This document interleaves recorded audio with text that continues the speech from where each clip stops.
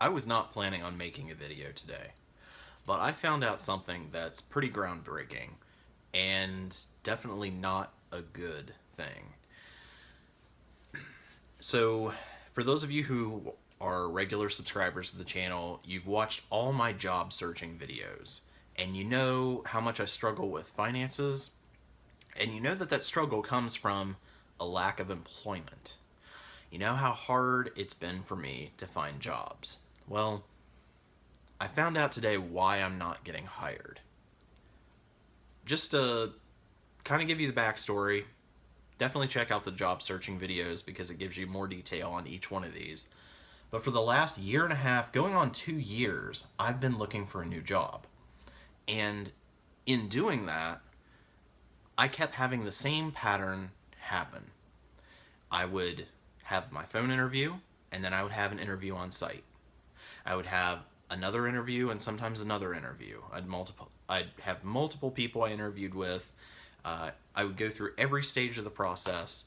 I would either be told I was hired, sometimes even told a start date, and then they would just disappear.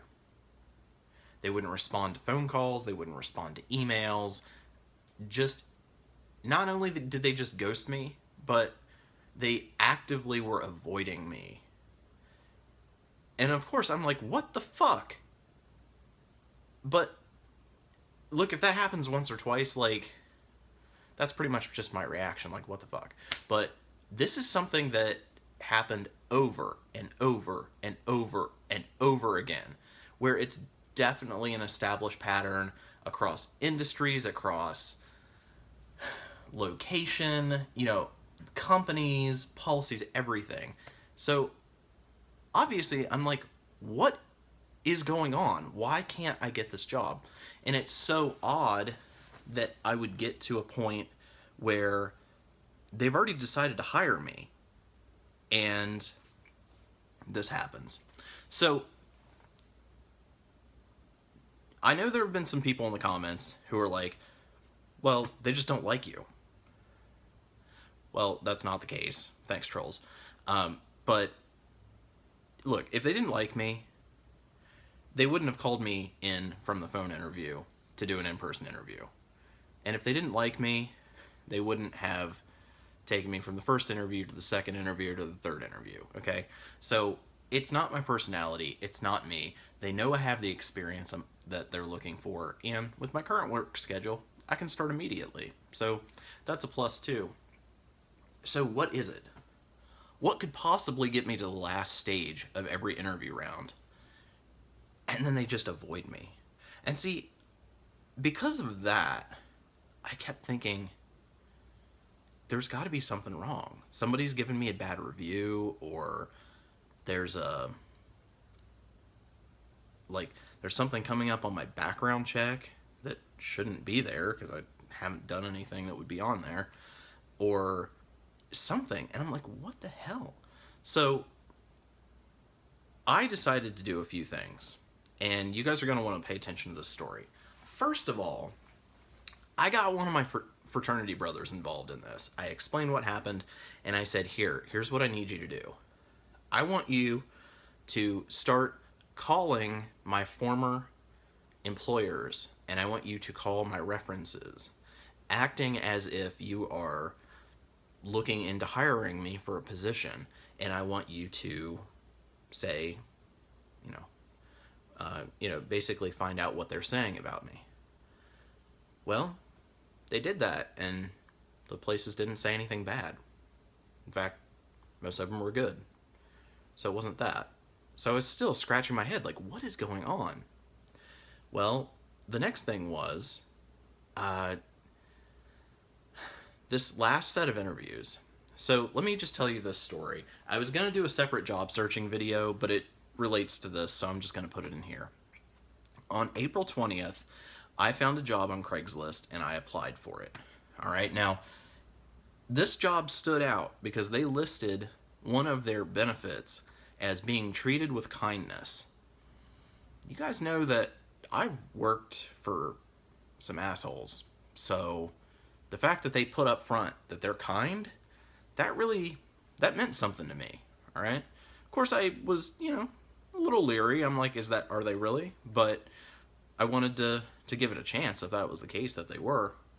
So I applied, and they called me the very next day. I did a phone interview. The phone interview went well. And in a couple days, or actually it was the very next day, I came in for an in-person interview. The person that I would be replacing, that was their last day. So they wanted somebody right away. So they also liked that I could start right away. They were pretty upfront and honest with me, both the property manager and the regional property manager that I interviewed with both of them. And it wasn't so much an interview as just sort of a sit-down conversation about my resume, and I told them pretty much everything about my experience in the industry. Both of them made a very big point to point out how they understand that in the hiring process, you never hear back and you never know where you stand with that company. They just disappear. So they made a very big point that they're not going to do that, and that they're going to just, basically be very professional and very responsive.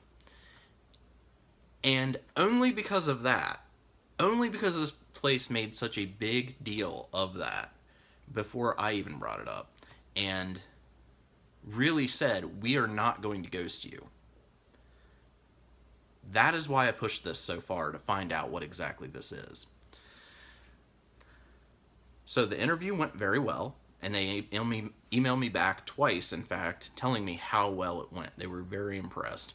And then they told me, hey, here's the application, fill this application out and bring it back to us. So I emailed them to let them know it would be late in the day before I could bring that in, because I don't have a printer at home. So I had to go to the library and print it out. And then I was supposed to scan it and email it back to them. And they're like, well, don't do that. Just come into the office. We'll print it out. You can fill it out while you're here. So while I was there waiting, I was talking to the other leasing consultant in the office. And so she's like, so are you excited? And I'm thinking in my head, I'm like, they must have already told her that I'm hired. And so I'm like, okay, that's a good sign. Nobody said anything to me yet, though. And then, so I fill out my entire application, and they also had me do a grammar test where they gave you a scenario, and you had to compose a letter, basically for spelling, grammar, punctuation, and I had to take a math test too. So this is pretty thorough interview. Anyway, they said I did pretty good on both of them. And then I went in to finally talk to the regional manager, and he was in the office with the property manager, and the property manager said to him, like, do you want to go ahead and give him a start date? And he was like, no, not yet. Let's go ahead. Let's submit the background check.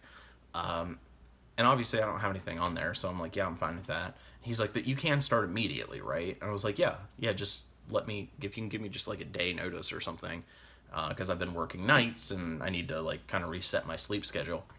So they're like, okay, cool, you'll hear from us. So a week or so passes, and I email the property manager. I don't hear anything. She gets back to me a couple days later, and she's like, you know what, I actually don't know. She's like, I know we submitted everything to the corporate office, and I haven't heard anything since then. And then I email her like a week later, and I'm like, hey, just checking in, have you heard anything? And she doesn't respond at all. So like a little more than a week later, I email her again, and I was like, hey, just kind of checking in.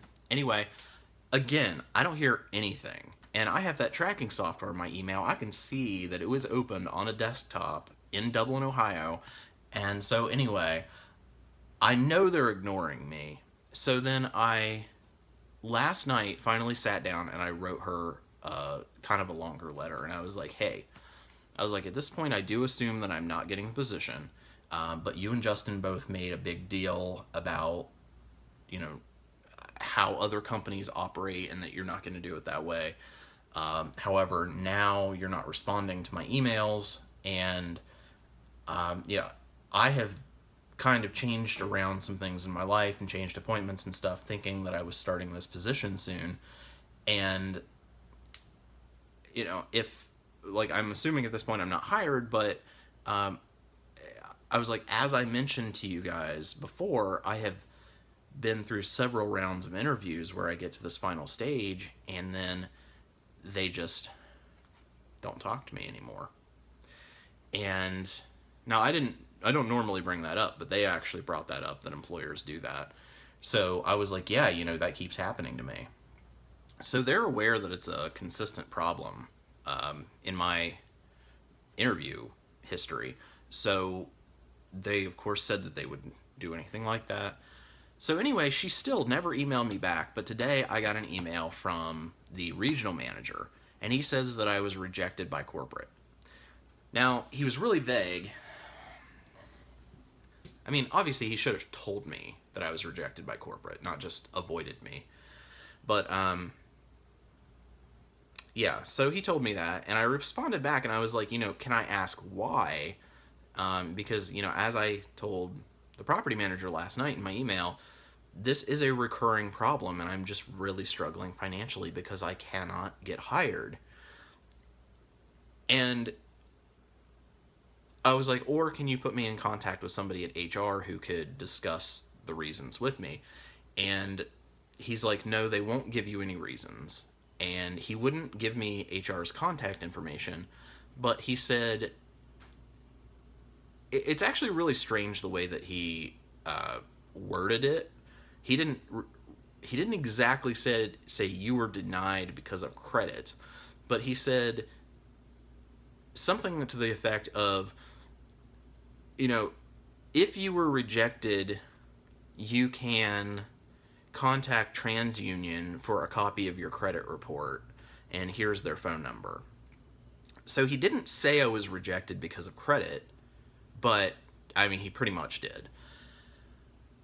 So this is a huge breakthrough because for the last almost 2 years, I have been absolutely beating my head against the wall trying to figure out just what in the fuck is going on.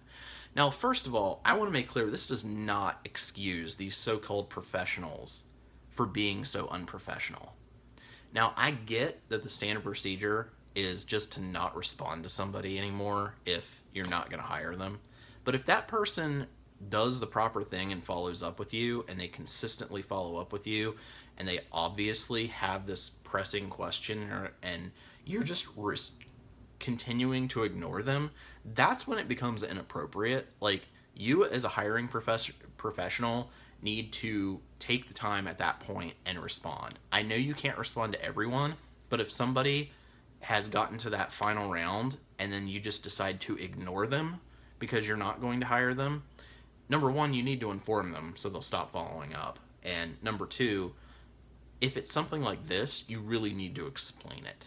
Because here I have been for the last year and a half, struggling so much financially, wasting so much of my time and my money, and taking days off from work when I had my office job to go do interviews at other places to just be ignored. And come to find out that it's because of my credit. Now, I haven't actually shown you guys a copy of my credit report on this channel, but you roughly know what it is. You know, on the very low end, it's a 585. On the very high end, which is the actual FICO score, it's around a 670 something. All right, so 670 is really not bad, especially with the, all the stuff that I have on there, all those student loans and credit card debt and some missed payments. So that's really not bad. Now, of course, they're not going to tell me directly what it was, right? Are they going to look at it and say, oh, he has $5,000 in credit card debt, or he has $100,000 in student loans? Well, those student loans are current, so that shouldn't count against me, and so are those credit cards. Okay, to be fair, I'm one payment behind on one of the credit cards, but I don't think that's even shown up on the report yet. That was last month. So, what could it be, right? Well, one thing that it could be is I have been fighting a collections account on my credit, I have disputed it and disputed it and disputed it and filed complaint after complaint after complaint with the CFPB. I've disputed it with the credit bureaus. The credit bureaus have always immediately taken off a collections account when it shows up, because the companies will not provide me with documentation that they own the debt, should be collecting it, it belongs to me, anything. And I have yet another company who has never sent me a debt validation letter, has never given me the opportunity to validate it, has, all this stuff, but for some reason, this time TransUnion lets it stay on there. And not only is this company reporting it as a delinquent, they're not showing it as they're showing it as a collections account, but they're also showing it as a installment account, where they're not only changing the balance and upping that every month, so it shows I have more and more in collections, but they're also reporting it as a revolving account and showing, oh, you're 30 days late, then you're 60 days late, then you're 90 days late. Well, that part of it is completely illegal, which really bothers me that the CFPB and TransUnion will not do anything about it, because, they're basically trying to force me to pay this debt by terrorizing my credit report. But yet, when I ask them for any kind of documentation of, like, who the fuck you are, because I've never even heard of your company, they tell the CFPB they're going to mail me stuff. They don't. And, like, TransUnion just keeps verifying it, but on what grounds? Nothing is ever shown to me as to how it's verified. So, anyway, is it the collection account? I don't know. That doesn't seem reasonable that if you have one collection account on your credit report, that you would be denied a job. And getting away from credit reports here, does that make any sense as far as employment? Let's think about this. So you have an employee who has applied, and they have credit card debt, they have student loans, and they have one collection account. They're in good standing on all of their student loans. They've missed one payment on their credit card, and their car loan, they're in good standing. They have one collection account. Does that make them unemployable? What does that actually even have to do with their employment? I would be running an apartment complex. What does me having student loans?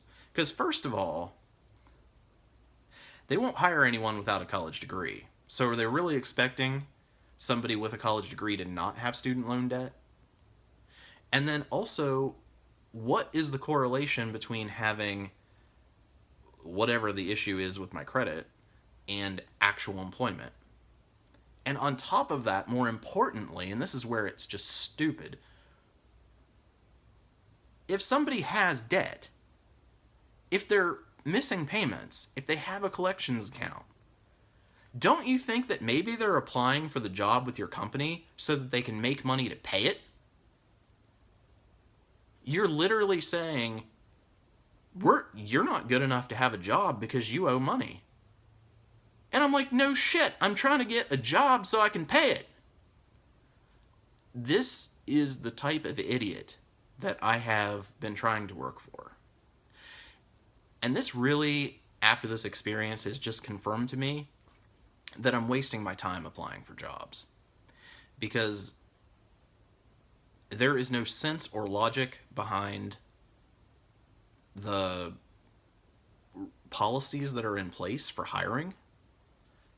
And not only are they very unprofessional and avoidant and all those things, but when I finally find out what it is, it's something nonsensical.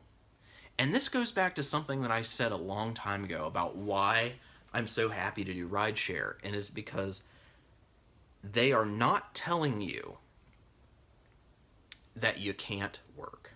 That's my entire problem. These companies telling me that I'm not good enough to work for them. Or, in this case, apparently I'm not good enough to work for anyone because I have student loan debt. not that 99% of people out there don't have student loan debt. So the whole thing about it makes zero sense.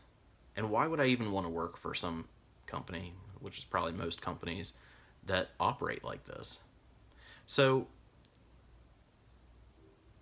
I understand that there might be a chance there might be a small company out there that might not do a credit check or something, but small companies pay a lot less. So am I relegated to working for a small company because, and maybe not even have health insurance because of that, because of my loans? Am I destined to be, I mean, am I destined to have to make self-employment work because I'm being told repeatedly that I'm not good enough to have a job? It's like, oh, sorry, you have debt, so we're not going to give you a job, the thing you need to pay it off. We're like, no, you have this problem, so we're going to take away the solution to fix the problem. So anyway, I realize I'm being kind of negative about this, but I think that the points are valid, and I'm just tired of it. So there might be an instance out there where I find something maybe for a small company and I work for them. Maybe if I get a part-time job at minimum wage, maybe they won't check credit. But I'm pretty much relegated to that other than self-employment. And that's why YouTube has to work. Well, and of course rideshare too.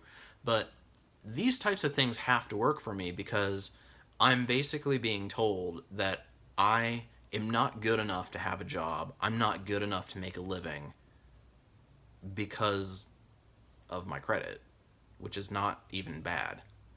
So now I understand a little bit more why these people are avoiding me.